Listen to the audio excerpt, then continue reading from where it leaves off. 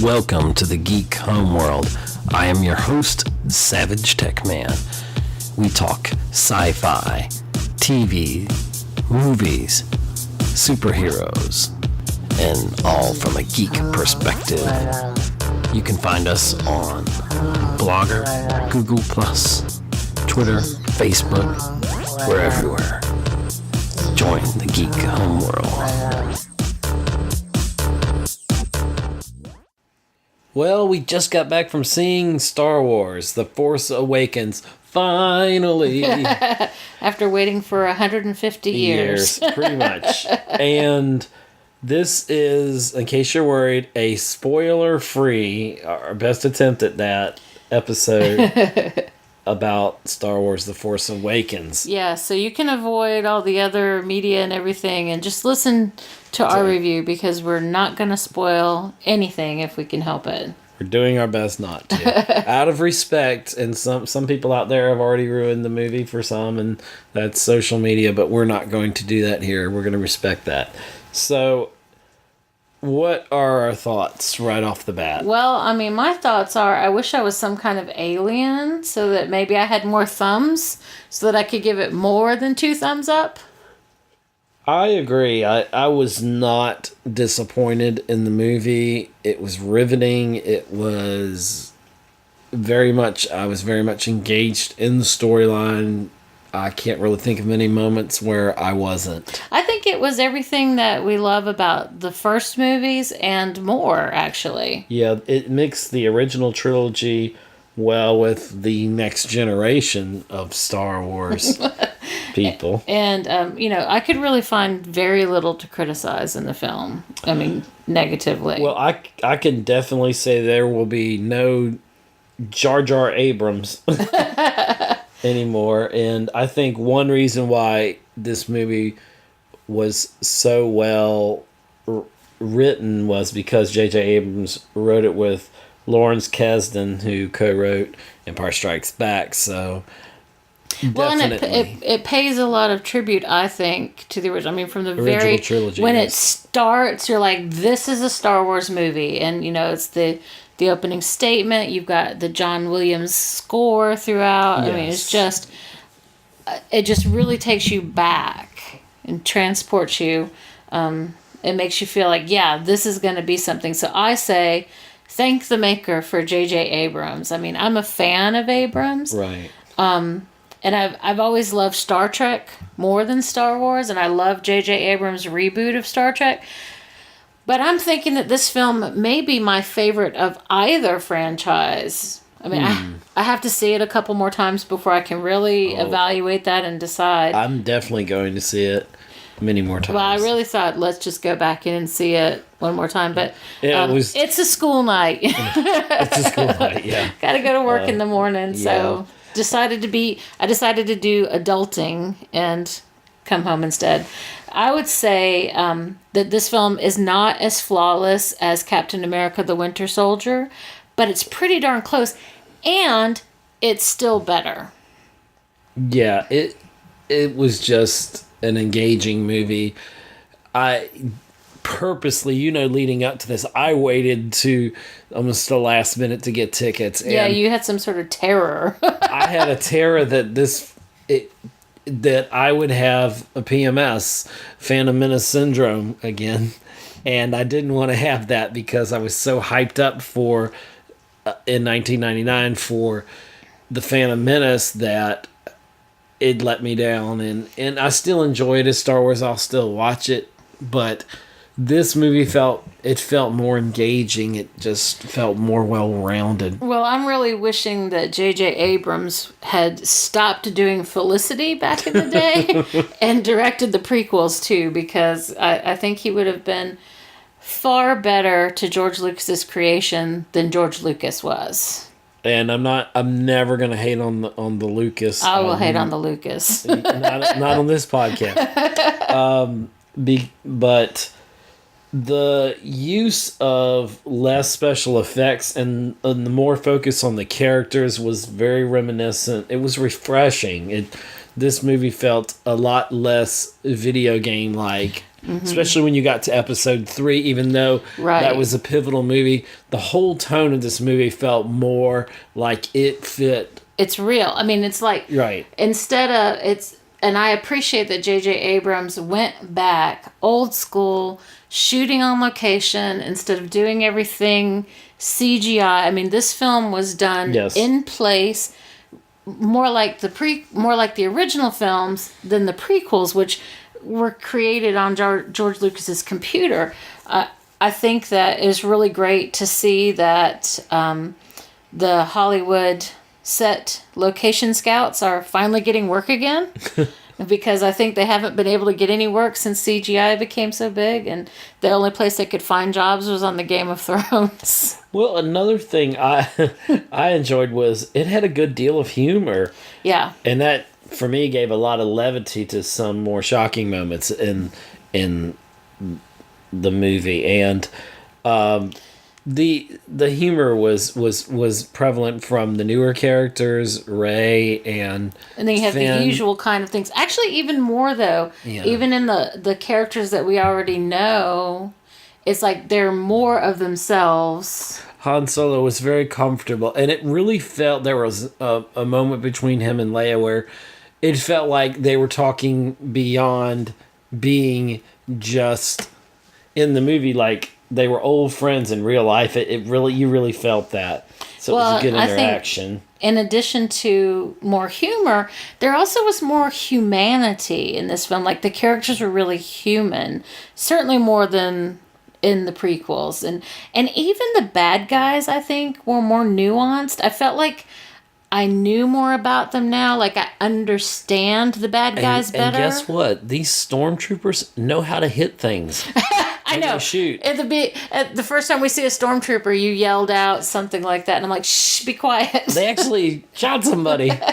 But there's great character development right from the very beginning, and most of the narrative is really tight. I mean, there are really only just a couple of places that I would have spent a little less time on this scene or that scene, but.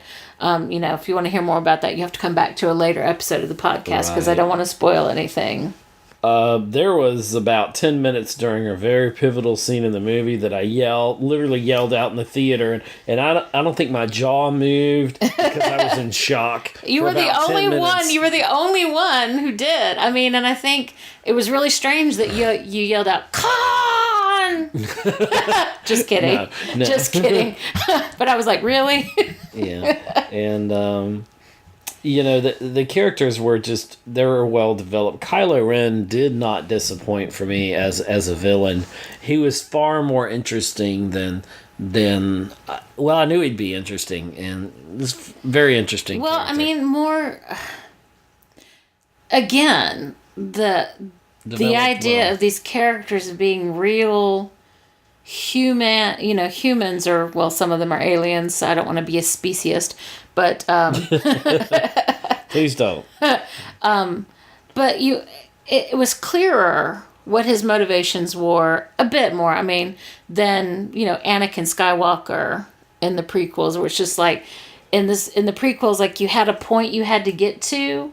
Right. For Anakin Skywalker to cross over, and it was just like, oh, this is the moment, we have to do it, and it was too chopped up, and it's just like, really, this is what made him go evil. Yeah, and there were some characters that were underused in the film. And I'm not going to go into great detail. No, I mean, in a couple, like, I was really looking forward to. Yeah. And I was like, really? I kept thinking, what's going on with this? But I think Ray and Finn definitely, like I said, held their own with Han and Chewie. And Poe Dameron in his scenes, I thought he was awesome. Well, I mean, I think the young cast members were particularly awesome. And John Boyega as Finn. I know that I seem to remember an interview with him more than a year ago after Principal Photography had finished, where he was saying like his family members were mad at him because he couldn't tell them anything about the film. Definitely. But that was brilliant casting. He is phenomenal. And Daisy Ridley as Rey was incredibly expressive in her nonverbal communications in Right. particular. Like her face was unbelievable. She could express like awe and surprise and joy and confusion and pain and courage better than, most other actors in their early 20s. I mean, she's still pretty young. Well, and she's 23 now. So when they were shooting, she was like, 20, 21 years Right. old. So both of them, very impressive. I think hopefully we're going to see more of them, not just in the future Star Wars films, but in other things too. I think they could have great careers like Harrison Ford did after the first Star Wars. Now, I enjoyed all the interactions of the characters, but one of the things I really enjoyed were the dogfights between the X-Wing and TIE fighters. They were, for me, exceptional. The camera angles were impressive. You really felt like you were in the action. I mean, you were looking down the side of the X-Wing fighters. It's fighting the TIE fighters, and I can't say much more without giving it away. I'm trying to be spoiler free here, so. But even then, even with that, it felt like I knew more about how these aircraft work, or these spacecraft work, than in the previous ones. Like, everything was just better developed for every felt part of it. Realer, if that's a word. Realer. More real is the correct way. Well, and I know that there have been various discussions, academic papers and everything written about the physics of Star Trek versus the physics of Star Wars. And right. Neil deGrasse Tyson, I think, has come down definitively that the physics of Star Wars is just simply impossible. And I hate to contradict Tyson, but after seeing the way that these spacecraft work, right. I think that it's just that the physics of a galaxy far, far away, a long, long time ago, is just very different from our physics. So, okay. Neil just didn't take that into consideration. Well, I wasn't good at physics in school, so I'll take your word on that. But when we talk about the 3D, we saw it in 3D. Oh, yeah. We did not see it in IMAX 3D. Not yet. Eventually, I will see it in IMAX 3D, and I'm sure I'll be even more impressed with the 3D. But that was some of the best 3D I've seen. I agree. Especially the best I've seen from a Star Wars movie. And I saw, definitely when I think Episode 1 came out in 3D, and that was really a waste of my money. But it was still, Star Wars, so I still liked it. But this 3D, it wasn't completely immersive. It wasn't 3D to the extent of Avatar, how immersive that was for me. But I was impressed by several moments that were 3D. Well, for me, I'm not generally a fan of 3D, and most of the time I say don't waste your money on it, but I felt like it was important to see this in 3D, and I'm usually distracted by the 3D. It usually takes me out of the story instead of being immersed in the story, and in this case, it wasn't at all distracting. It felt everything feels very real. Yeah. And there are definitely moments where you get that, 3D, like the old time 3Ds used to be, where there's something flying at you. You're like, ouch, my eye hurts, because that hit me in my eye. And, I did enjoy BB-8. I thought he might be a little childish in there, but BB-8 was funny in his own way. He was far more better than Jar Jar Binks. Well, I mean, I think it's interesting how he was the character of the droids, and this is true in the old films too with C-3PO and R2-D2, that their characters are well developed, and that's true of BB-8. BB-8's character is very well developed, and you get a little bit fresher, a little bit younger vibe from him than you do from C-3PO and R2-D2. From R2. So you definitely get that idea of that youth, and maybe that's why you're concerned about it being childish. Yeah, well, I was afraid that BB-8 was going to be more in the lines of let's sell some toys. Which it definitely is the most popular toy. Yeah. But I thought it was going to be more Jar Jar Binks-ish, and I'm glad that it was fun and not annoying. And it was good also to see R2-D2 and C-3PO, as always, in a Star Wars movie. You can't really have a movie without them in it. So. Well, and I think for me, even though this is a fantastic film, and I absolutely say go see it 1 billion times, But with all of the talk leading up to the film, and I tried to avoid a lot of it so I wasn't getting all bombarded with the various theories about this and that and all that. But there wasn't anything necessarily that really surprised me. But that doesn't mean I didn't still super enjoy it. Yeah, I mean, I think you cling to like what you hope will be, and so that's why you're like surprised when that doesn't happen the way you want. Well, I forcibly, no pun intended, tried to keep my hopes and expectations at a minimum because I could have been over the moon about this, but it did not disappoint. And it's not because I lowered my expectations. My expectations were very high. I was extremely nervous. Yeah. And it was like, let's get in there and let's watch this and let's get a good seat and all that. And I was thoroughly happy. And it did feel like this movie could have taken place years ago, and here right after, this could have been. It could have followed right 80s. after Return of the Jedi. It could have been the early 90s when they made this, or whatever. Well, except, it wouldn't have been shot as well. Here's another thought. The prequels, the technology and that, everything was shiny new and it looked digital. This had that more realness to it.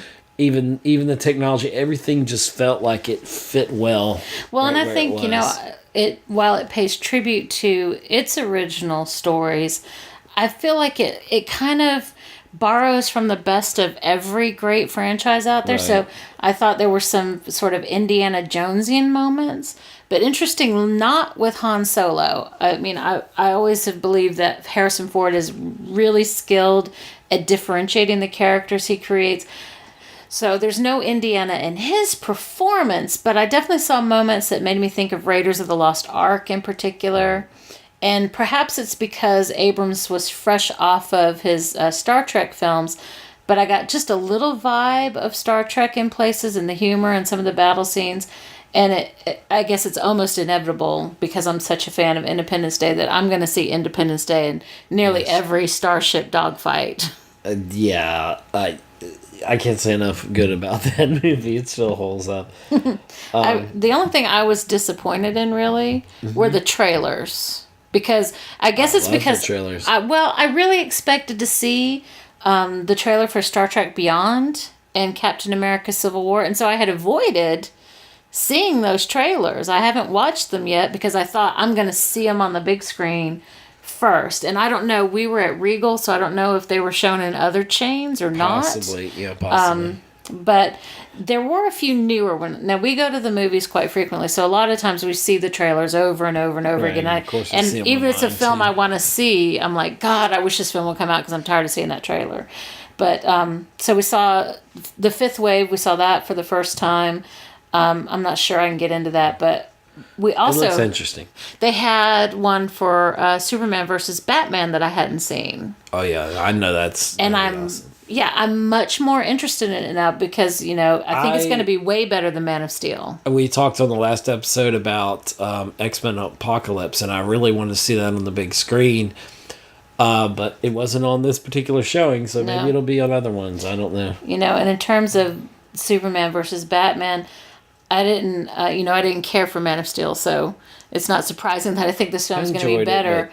But this is going to be much better. Yeah, and we made a lot of jokes about Batfleck when Ben Affleck was cast, but he looks like he is going to be an awesome Batman to me. He's got the intensity. Yeah, really, without the throat cancer. Yeah, Batman.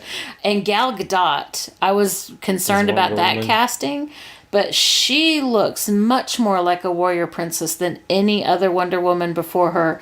With apologies to the still gorgeous Linda Carter, it's a very different Wonder Woman. It's a different Wonder Woman, but Linda Carter will always be my Wonder Woman. But I can't wait to see Gal Gadot and the rest of the gang in there. One last thing I wanted to say about the opening of Star Wars. Growing up, I always remember the 20th Century Fox opening, and even though I knew it wasn't part of Star Wars, I missed seeing that. The Force Awakens. And I felt like I missed something. Well, I think Disney did such a fantastic job. There's even one scene where I'm like, wow, this is like Star Tours Disney theme park. So I think we're going to see some refreshment of the Star Wars themes at the Disney parks. And don't worry, there was no Darth Mickey. Darth Mickey. No, I was worried he didn't about show that. up. So that was good. So I say, definitely go see Star Wars The Force Awakens and see it now before everyone everywhere spoils it for you. That's why we wanted to go on Thursday. Opening day and see it. And we will definitely be talking more about The Force Awakens on future episodes of the podcast here. Once everyone's actually had a chance to see the movie, then we will talk in greater depth about things in the movie that happened. Get into those more nitpicky things. Yeah, good and bad, and in all fairness. But right now, go and enjoy it. It's the best Disney, the best Star Wars. For me, the best Star Wars for sure. I'm still thinking about whether it's better than any of the Star Trek films, but it's awesome. It was the best of everything. Yeah, loved it. Loved it. Thanks for listening to another episode of the Geek Homeworld podcast with your host, SavageTechman. You can find us on Libsyn, Google+, follow us on Twitter, like us on Facebook, listen to us on iTunes, see us on YouTube, be part of our Mixler chats. Thank you. See you again on the Geek Homeworld podcast.